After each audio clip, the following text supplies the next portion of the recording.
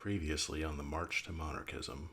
And with the left in particular, their one and only tactic for acquiring power is manipulation. Propaganda, language games like calling adults children, shaming, intimidation, and just straight up old fashioned lying. Any manipulation tactic you can think of, it's all they have, whether they have power or not. Why does the left still need manipulation even when they have power? Because their worldview is completely unrealistic and unsustainable, sometimes the exact opposite of reality. And since they can't change reality, they have to resort to controlling the minds of the masses. This is why, no matter what, no matter the victories the left achieves, their tactics and moral bankruptcy will never end.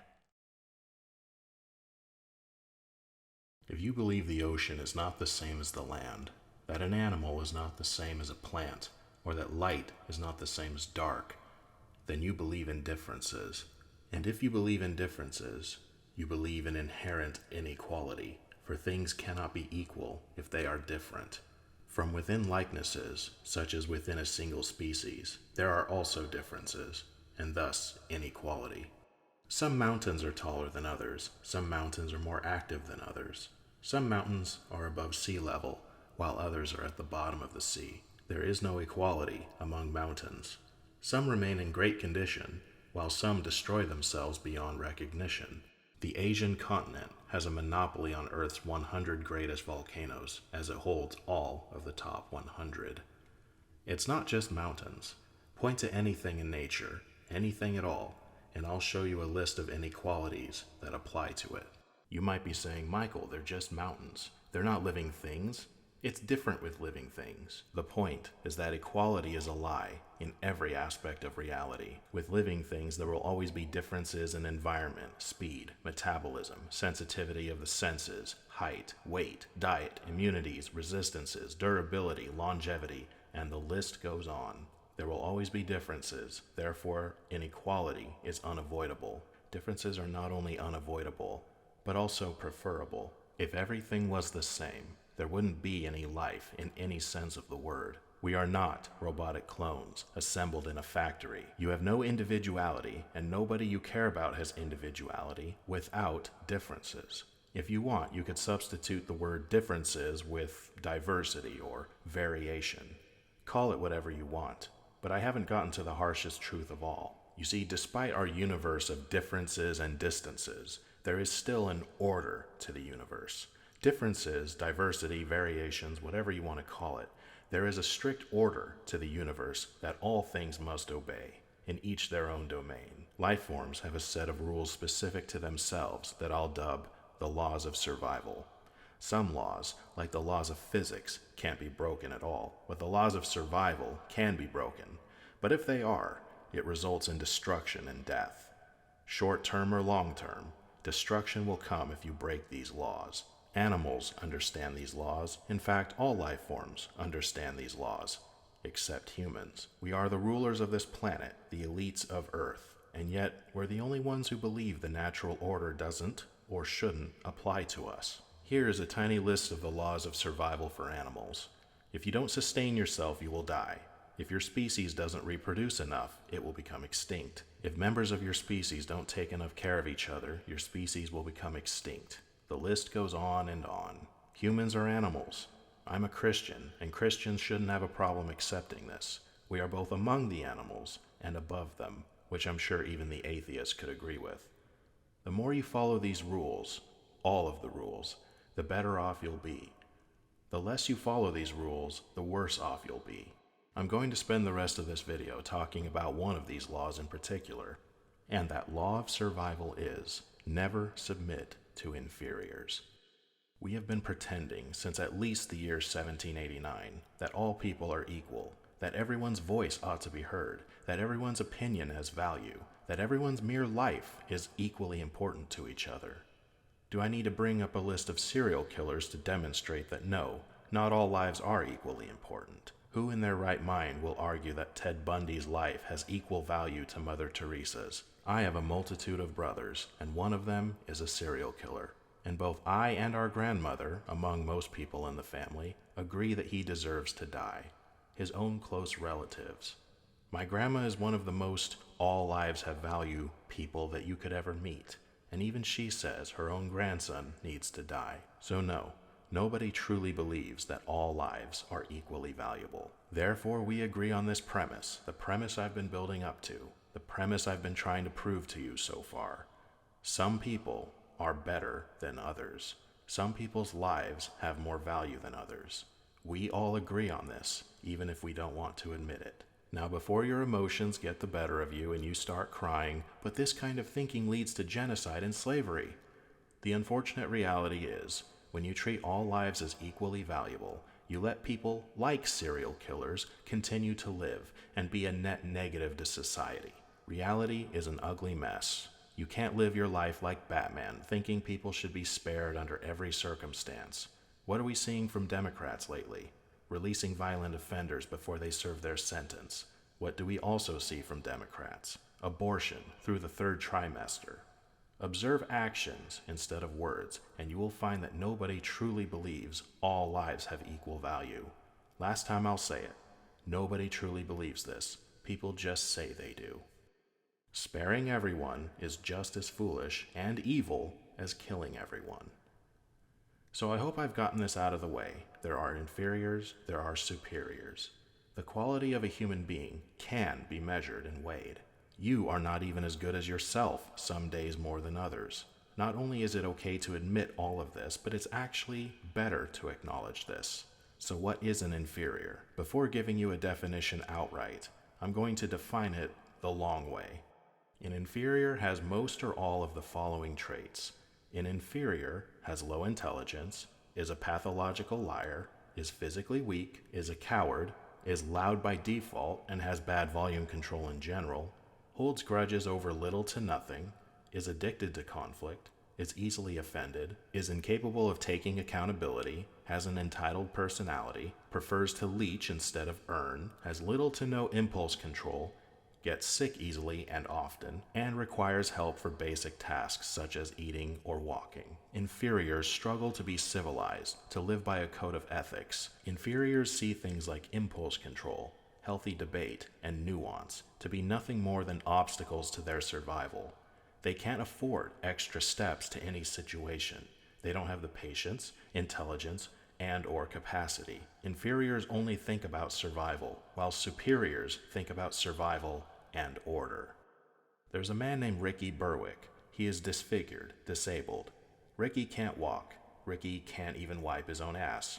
So he checks off one, maybe two things from this list. So what is Ricky? Is he an inferior or a superior? Well, obviously, I haven't explained him enough to tell you. Let's see if he checks more things off the list. He spends his days making online entertainment, and his content looks like this. Wait, what's on the news today? Local internet celebrity Ricky Berwick is under fire. Man, The cause here we for go concern? again. Problematic stickers that some parents are calling dangerous. Do you mean my retard passes? Go to rickybro.com, get yourself a retard pass. What do you mean dangerous? Tonight I interviewed the mother of a disabled child who said she is afraid for her son. Really? Afraid? Stop having words have power over you. Quit being a goddamn victim. Not even our schools are safe anymore. How do you take a sticker away from a child?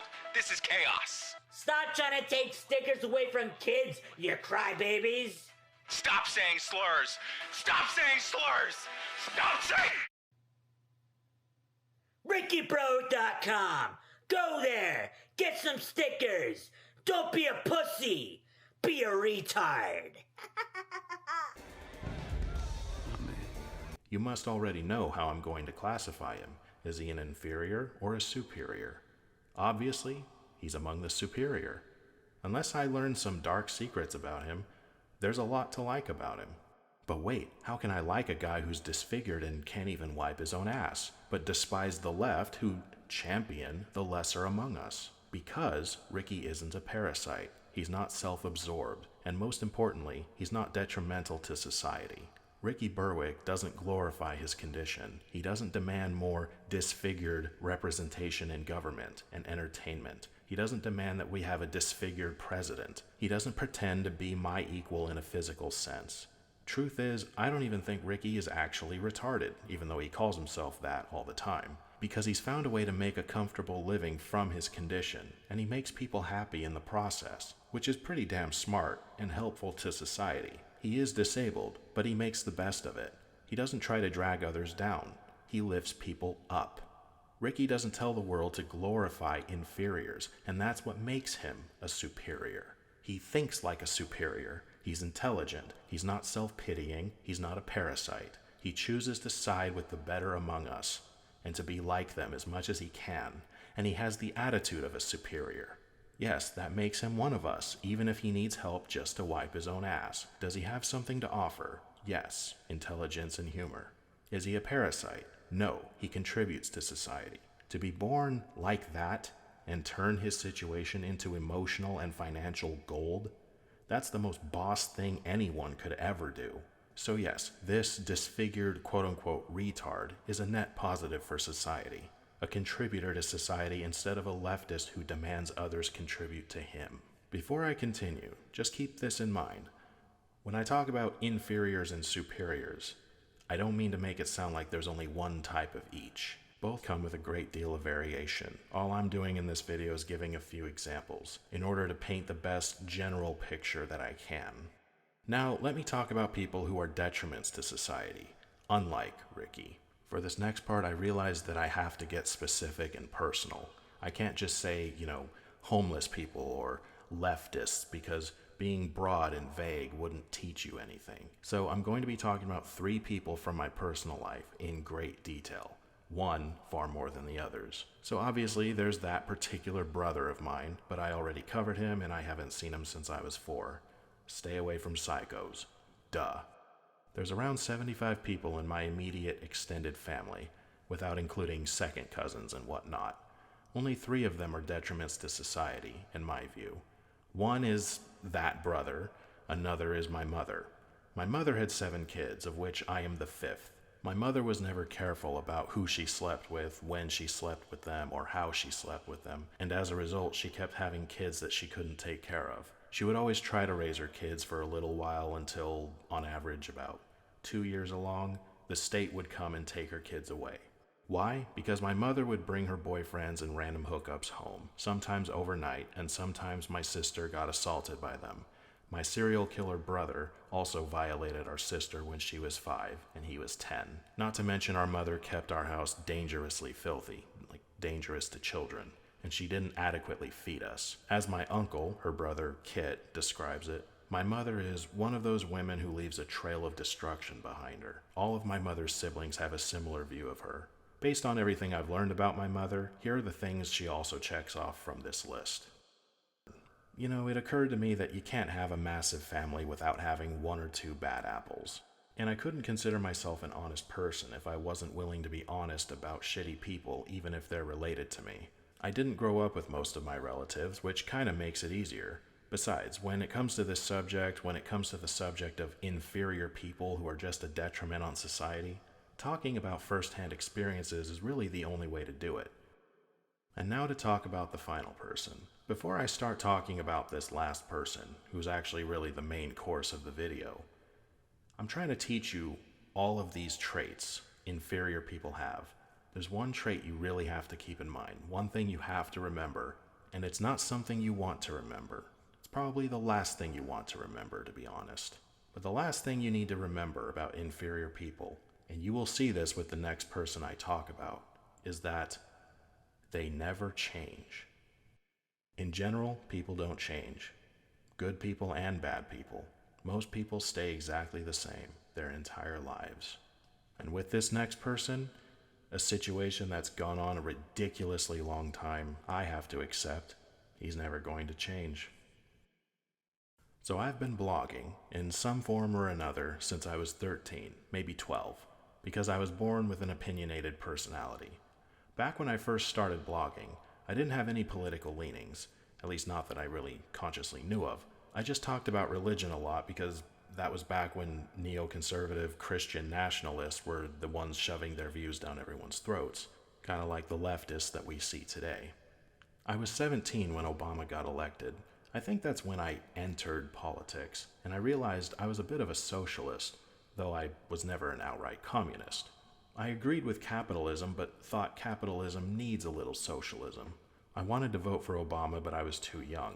At age 25, I was a partial socialist who voted for Hillary Clinton despite preferring Bernie Sanders. At age 29, I became conservative. All the years prior, with an occasional break here and there, I was still blogging. Written blog, by the way. And not once did I have anyone following my blog with any level of devotion, not even my girlfriends or relatives.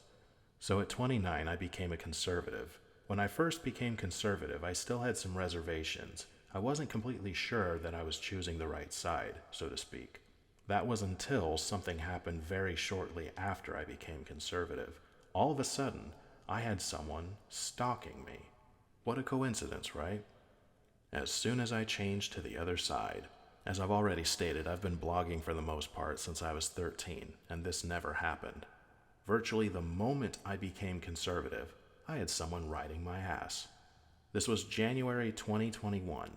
It is now, as of the upload of this video, September 2024, and this stalker is still stalking.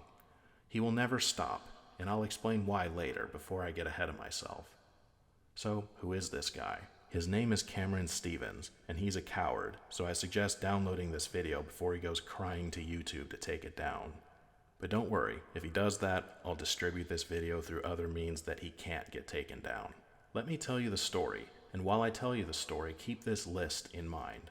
The person I'm describing checks off everything on this list, and I'll explain how once I've finished the story, and then I'll explain why this subject matter is probably the most important thing you need to learn and understand about the world of politics. As soon as I became conservative back in December 2020/January 2021, Cameron Stevens appears out of nowhere and starts harassing me. Now at first I thought this was just some troll, so I ignored him. Then it went on for a month, and then 2 months, then 3 months, then 4, all the way to 7. Now it didn't stop at the 7th month, he just decided to take a break as he started to date my ex-wife Brooke. So he's already proven to be so obsessed with me that he wants to put his dick where I used to put mine. So when I first meet Cameron Stevens in person, when I drop off my daughter with her mother, I ask Cameron what his name is. He doesn't tell me, and neither does Brooke. The next time I see Cameron at another drop-off, Brooke has him put our daughter into her car. And as you can see, she doesn't even get out of the car herself. Cameron didn't have a clue what he was doing and took a disturbingly long time touching my daughter to put her in her car seat.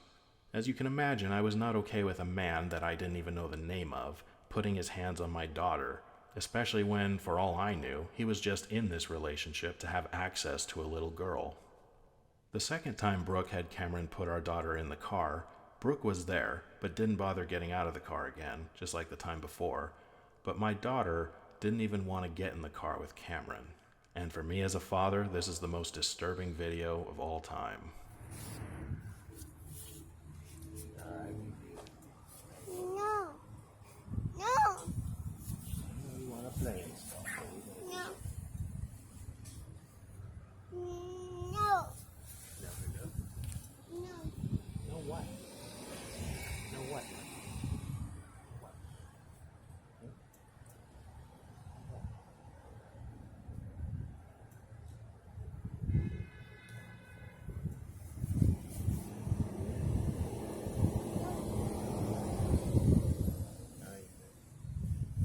No.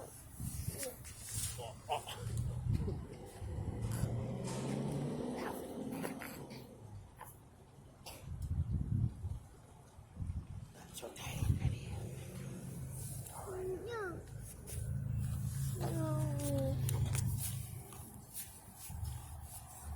No. Alrighty. Go. Nope. I'll get it. Ready to go, kiddo? Yippee. What's that? You don't want to get in the car with him? Hmm? What's wrong, love? What is it? What is it, baby?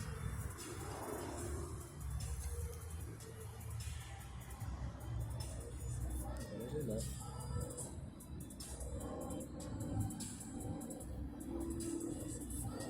I know. I don't want you to either. I know.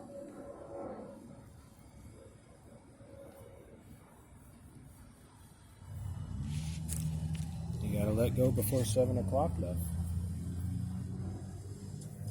No. No.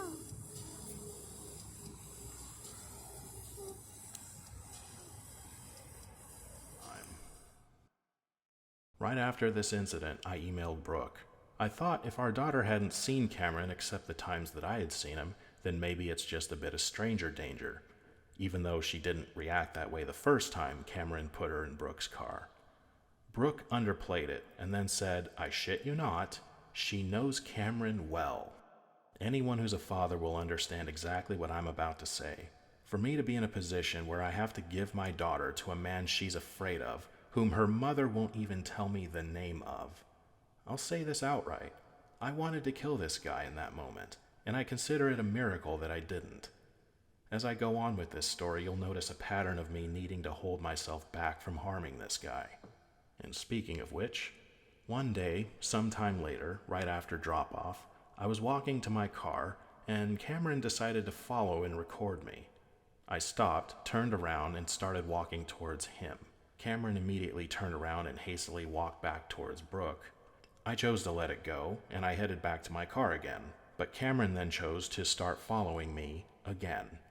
When I noticed, I turned around and went towards him again, though this time a little bit faster than the first, but still not running.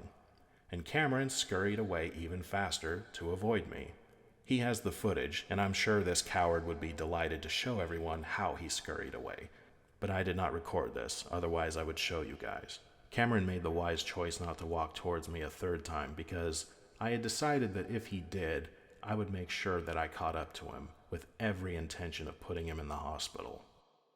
Several months go by without me learning who the fuck this guy is. I chose not to resort to illegal measures to find out. The most Brooke does is give me his phone number, and only in order to make it easier for Cameron to be involved. All during these months, not only does Brooke want me to keep giving my daughter to this guy, but she eventually tells me to give my daughter to Cameron without her even being there. It was bad enough that she didn't get out of the car anymore. Now she didn't even want to be there during drop-off. Naturally, as a father who loves his baby girl, I told Brooke she can go fuck herself for trying to force a father to give his child to a stranger. I asked Cameron several times what his name was, both in person and even over the phone. What's your name? Who is this? It's not important, bud.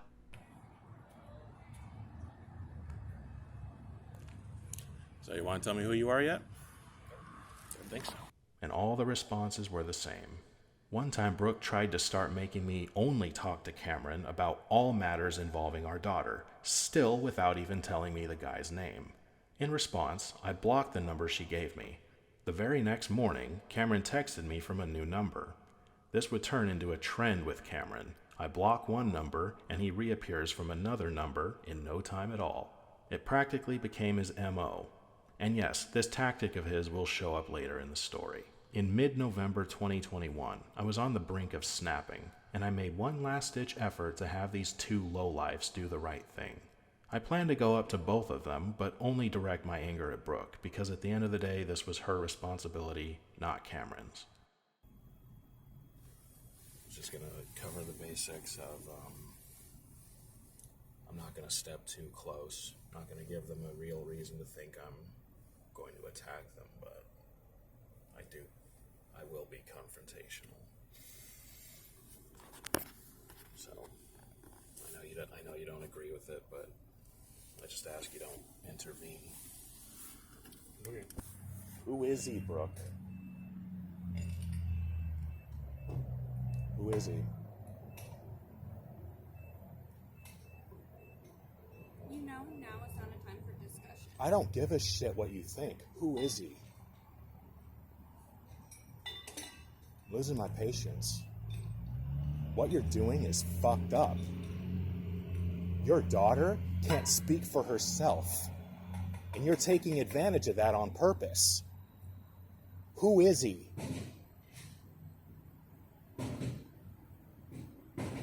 Who is he, Brooke?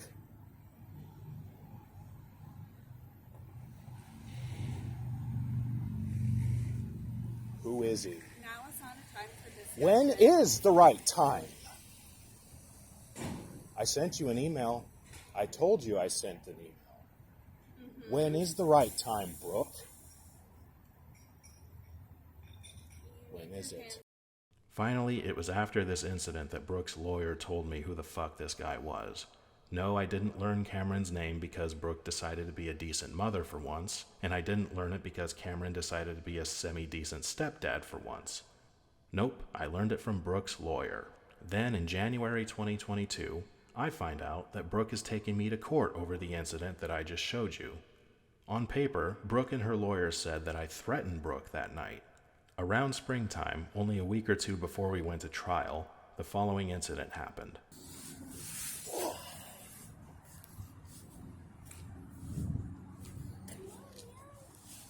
Yeah, that's fine, buddy. Shut the fuck up. Hi. How are you? Bye-bye, baby. Bye-bye. Yeah, I know. Fucking move. Bye, love. That's one for the court. When we finally went to trial, and the trial had to be split into 3 parts because of scheduling conflicts, which was annoying, instead of showing you hours and hours of audio to prove what I'm about to say, I'll just tell you. Cameron never took the stand, and the judge didn't give Brooke anything she wanted except a change in drop-off location. What did Brooke want out of all of this? Power. She wanted more power over me in our situation of 2 divorced parents. You know, typical woman. And all that was accomplished was the court ordering that we drop off our daughter in a different place. That's seriously it. But I haven't told you the best parts yet. Not only did Cameron never take the stand, but he also fled the courtroom when I started talking about him. The exact time he fled the courtroom was, I think, right after I showed everybody this footage of my daughter trying to run away from him. And in case you're wondering how the judge responded to these 2 incidents, Brooke and her lawyer chose not to show these incidents from their own camera angles. Not at all. Even though the footage from that night in November was supposedly the incident that inspired this entire trial, yep, they chose not to even show it, and Cameron never took the stand. When I realized they weren't going to show it from their own camera angles, I told my lawyer to insist that they show it. He asked Brooke when she was on the stand about this footage, again, the whole reason we were having this trial, and she pretended to not even know what my lawyer was talking about. When the trial was over, Brooke and Cameron broke up, and Cameron hasn't shown his face to me since then, but that's not really saying much. But that wasn't the end of Cameron Stevens. Oh no. You see, Cameron only showed his face to me in the first place because he was with my ex-wife. But his style has always been being a cowardly rat that stays in the shadows. So it turns out that Cameron was so humiliated by everything, this entire story, that he's remained a bitter bitch about it to this very day. And it's been over 2 years since that farcical trial. Cameron has harassed me online with these messages. He's also sent me some text messages. And not only do I have the IPs of a lot of these messages, all of which point to the exact same areas, but I also have Cameron just flat out admitting he's the one stalking me. Check this out. And you guessed it, Cameron kept his word. He has done everything he can to try to make sure I die alone, and he's done some illegal shit to do so. I've gone to the FBI with everything I have, and they spent the entire conversation going, it could be this, it could be that, all of which was bullshit. I did get the agent to admit that some things Cameron has done were very difficult to explain, but they never admitted that this is suspicious of the highest order. Overall, they didn't want me to even think that somebody out there was stalking me by illegal means, or at least illegal for someone who's not a Fed. I don't visit suspicious websites or open suspicious emails where a bug could get into my computer or phone. All this shit with the FBI pretending they can't explain what's going on relates to the fact that Brooke, remember, didn't even want me to know Cameron's name. So is Cameron a Fed? I would absolutely bet that he is. I can't prove it, since the government has more sophisticated means to prevent me from being able to prove it than I will ever have to prove it. But what does confirm it in my mind is the fact that I gave the FBI all of Cameron's information, and even though they admitted there were some things that they couldn't explain, even with all their cybersecurity bullshit, they didn't do a damn thing about Cameron. He didn't stop or even slow down. Speaking of being a Fed, I know how Cameron will react to this video. It's beyond predictable. There's going to be a whole lot of fake laughter, that's his defense mechanism, followed by nonsense. Then he will dox me in return using information he could only get by being a Fed. Maybe his friends will plant something online so that he can pretend to find it and prove he's not a Fed. He just knows where to look. Point is, Cameron won't have the response of a real man. He'll have the reaction of a weakling because he is a weakling. He's too stupid and too weak to think, okay, maybe it's my fault this has gotten out of hand. Let's stop this for the sake of order and peace. No, of course not. He won't care that I have a family, I have kids, and that the shit he does will put them in harm's way as well. He doesn't care. Inferiors never care. They don't have the capacity to care. Having morals and standards and wisdom is reserved only for the strong, because the strong aren't in constant survival mode, nor are they constantly insecure.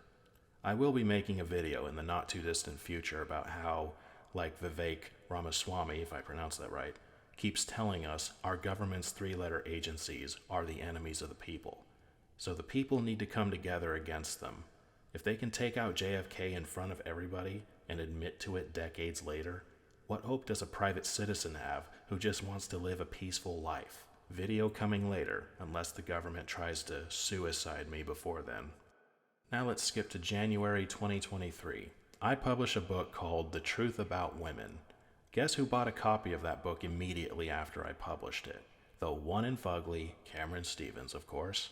He wrote a 1-star review before he even read the damn thing, and then, for some reason, deleted that review and wrote another 1-star review. And that wasn't enough because, of course it wasn't enough. It's Cameron we're talking about here. Cameron then made a whole Twitter page that, on the surface, centers around my book, but if you just spend 2 seconds looking at the page, it's just a bunch of stalking of my Twitter posts and my personal life and attempts to manipulate people to hate me and come after me, just like he promised. Seriously, how does Cameron believe he's fooling anyone, ever, is beyond me. Everything I do, including things I never told the internet before, Cameron is there to tell the world about it, and sometimes bitch about it. Whether he's a Fed or not, either way, he'd be perfect for the job. Belonging to an organization that wields power without accountability and specializes in rat behavior, working in the shadows, and if you get into any kind of trouble, your powerful friends will defend you no matter what, enabling you to behave however you want like a weak, spoiled child. Cameron is perfect for government. General assholery. Yes, as opposed to him who does literally nothing except try to destroy as much as he can get away with. Cameron sent text messages to my girlfriend's co-workers, asking if they want to know secrets about her. He review bombed her work, divulging things that were private matters, just to get her fired. Look at shit like this. Wait while I plan something. General assholery. Like any typical leftist parasite, Cameron is a hell of a projection artist. Which reminds me, Cameron is obsessed with pedophilia. He keeps bringing up my serial killer brother, both online and when he's harassing me and those closest to me through text message. I used to wait outside my girlfriend's work to both protect her from one of her psycho exes and also to hang out with her on her lunch breaks. And Cameron kept texting me saying I was only parking outside there because there were minors inside the restaurant. An ordinary restaurant that kids didn't even visit most of the time. Yes, Cameron thinks about children being violated and brings up the subject even when I park a car across the street from an ordinary restaurant. Somehow that relates to pedophilia. Cameron thinks about pedophilia just as much as my sick brother probably does. Anybody remember Ted Haggard? How he was one of those pastors who preached and preached and preached against homosexuality, and then lo and behold, the world found out that he was having secret gay sex with a male prostitute? Cameron Stevens gives me serious Ted Haggard vibes when it comes to the subject of pedophilia. especially after I saw my daughter try to run away from him. Here's what I know for sure about Cameron Stevens. When people are truly disgusted by something, when they genuinely hate something, they don't obsess over it. They want to do the opposite of obsessing over it. They want to never think about it whatsoever. So yeah, take that fact and then combine it with the fact that Cameron Stevens is always talking about pedophilia, just like at his page here. Obsession doesn't stem from genuine hatred. Hatred can only be a secondary effect of obsession, because nobody can be obsessed with something that brings them genuine disgust. Humans can only obsess over things that they have or they wish they had. When someone genuinely hates something, they don't want to think about it because their mind responds to it the same way it responds to smelling dog shit. If Cameron was truly disgusted by my existence, he'd think of me the same way that I think of him. But I'm always on his mind, and Cameron has no reason to hate me, let alone for this long, because I never took anything from him, and I never harmed him, nor anyone, nor anything that he cares about, except his ego. You all saw with your own eyes he doesn't give two shits about Brooke anymore. This has nothing to do with standing up for anyone or trying to make the world a better place because I have the wrong opinions. No, obsession stems from envy. You all remember Christina Grimmie, right? Read this part. I have things that Cameron wants. I'm taller than him, I'm more intelligent than him, I'm far better looking than him, and I'm far more confident. In fact, I think he's so insecure that he actually gets offended when I'm not thinking about him, when I don't acknowledge him, like a child screaming at you to get your attention. I'm stronger than him in every way. He wants things that I have that he'll never have. Look at the genetic pool he comes from. Not a whole lot of prizes there. And I'm 25% black, and I still got dealt a better hand than he did. You know the phrase, all bark and no bite? That is the nature of inferiors. It's why they are collectivists, and they do everything from the shadows. The weak have an undying need to feel powerful. It's why they are obsessed with having power, and they worship government. Study power, not ideology. When you think about inferiors, think of a chihuahua, a creature that is technically a dog, but is actually an embarrassing abomination of a dog. When I was 21, I used to walk to work, and where I lived at the time, I'd always walk past a certain house that always had their pet chihuahua in the front yard. Every time I walked by, without fail, that rodent would bark at me. One day, I decided to test how brave this chihuahua really was.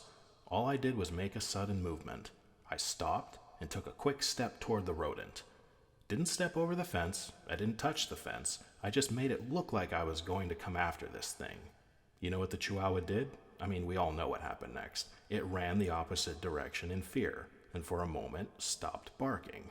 But as soon as I started walking away, it started barking at me again. That's Cameron Stevens. That's inferior people in general. Only brave when the government and the internet enable them to toy with people from a safe, secure, anonymous distance. Chihuahuas, Cameron Stevens, all inferiors are essentially the same. They bark all day, every day, because it's how they feel powerful. It's how they convince themselves that they're strong, and they need constant reminders. Inferiors, by their very nature, have to attach themselves to superiors. Think about it. They can't compete, so they have to leech or cheat. When a person hates themselves, they have to cope by hating someone else even more. When a person wants to have someone else or be someone else, and they can't, the next best thing is to try to destroy that person. So whether Cameron Stevens makes me die alone, dates me, rapes me, or kills me, it won't change the fact that I will always live in his head, rent-free, as he will always think about me and remember me as an amalgam of things he wished he had. If Cameron Stevens was a real man, if he wasn't a weakling, you know what his life would look like? He'd forget about me entirely, because I wouldn't be worth his time.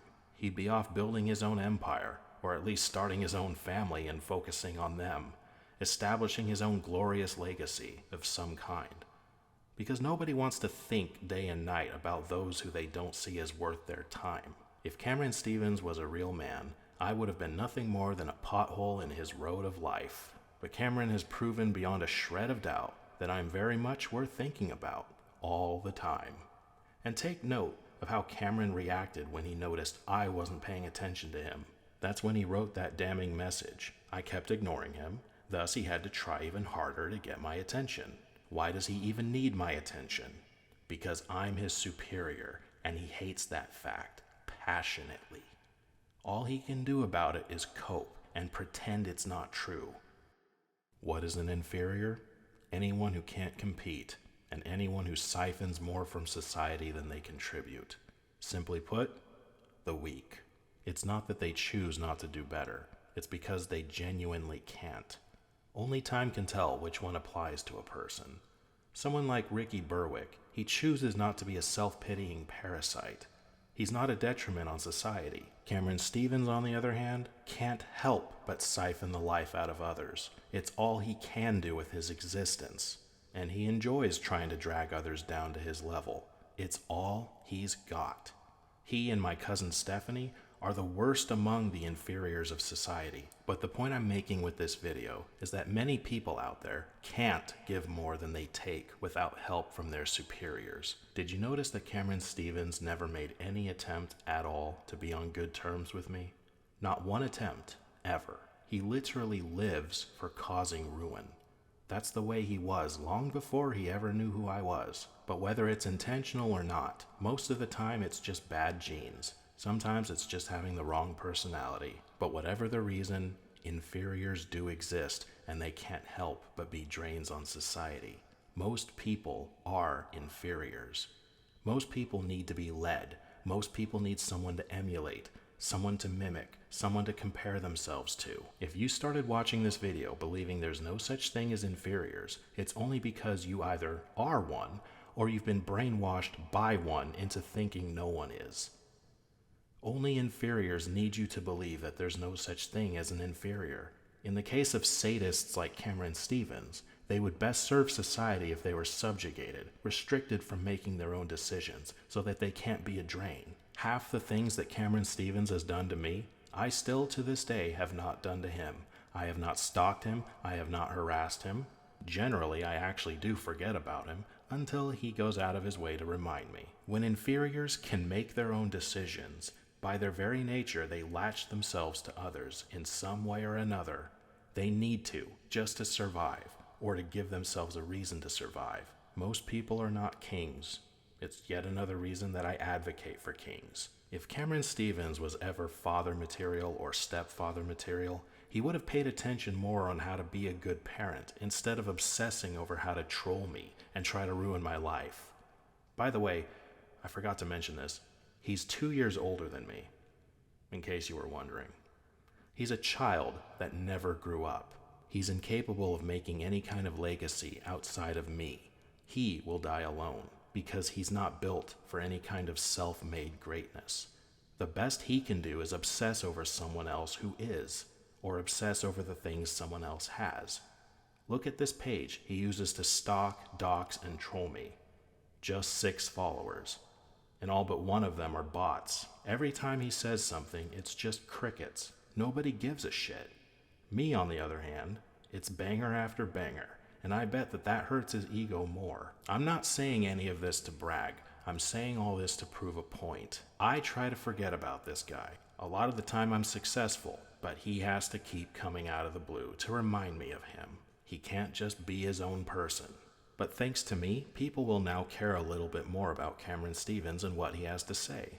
People will care a little bit more about Cameron Stevens because I directed them to this page. Every follower he gets from now on will be because of me. He can't even be shitty without my help. If anyone remembers him when he dies, it'll be because of me. To my fellow right-wingers out there, is this not what you've seen from the left for many years? People like Cameron Stevens? Cameron is just another commie. And I know there will be more like him. I know conservatives have been dealing with rats like him for many years now. Commies, as we think of them, have been around for over a century. They do everything they can to shut you up, sometimes even showing up at your house. Most people need to be led. Sometimes people even need to be subjugated. They can't function without being told what to do. They can't function without latching onto a superior in one way or another. And they can't make anything for themselves. So they do what? They try to bring down those who have more. Inferiors have 2 options in life, being parasites or being symbionts. Symbionts? Life forms living together for mutual advantage. Women have never ruled the world and they never will. Why? Because they are inferior to men. Therefore, they only have these two options as well. They can't lead the way, they can't enforce, so they can only be parasites or symbionts. Children can't survive without their parents. Pets can't survive without their owners. Viruses can't survive without hosts. There is a hierarchy in nature, and it's with all of us every minute of every day. Remember from my previous episode, number 4 to be exact, when I explained how blacks obsess over whites and hate the whites, but would rather keep living with the whites instead of going back to Africa? That is the state of being inferior.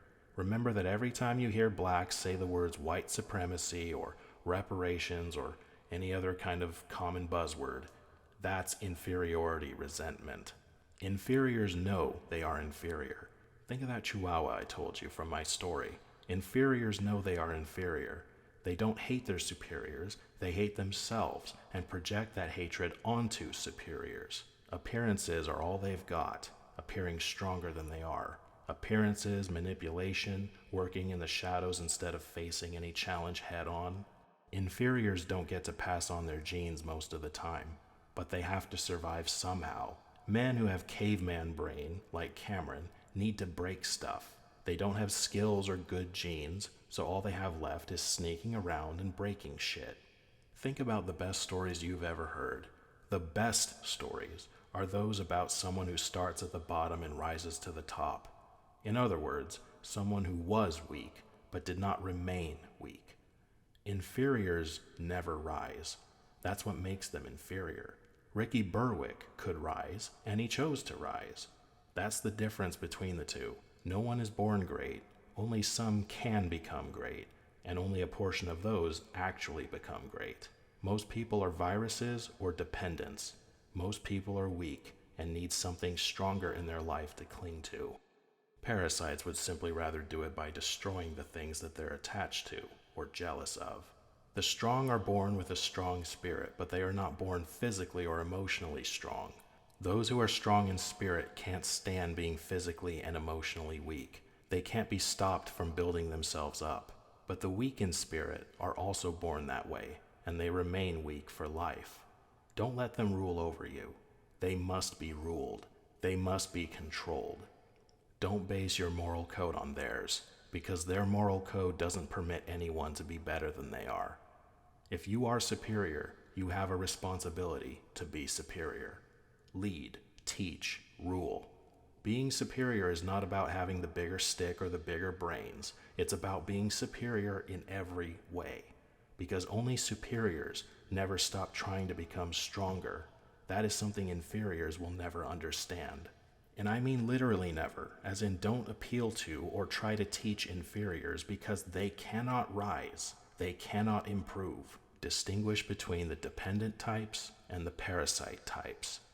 Some people either need to be subjugated or just plain taken out, but most inferiors just need to be guided, led, ruled, because true strength permits room to be moral and fair. Weakness does not, so never expect such things from the weak. It's not wrong to acknowledge that there are inferiors and superiors. In fact, it's wrong to not acknowledge it.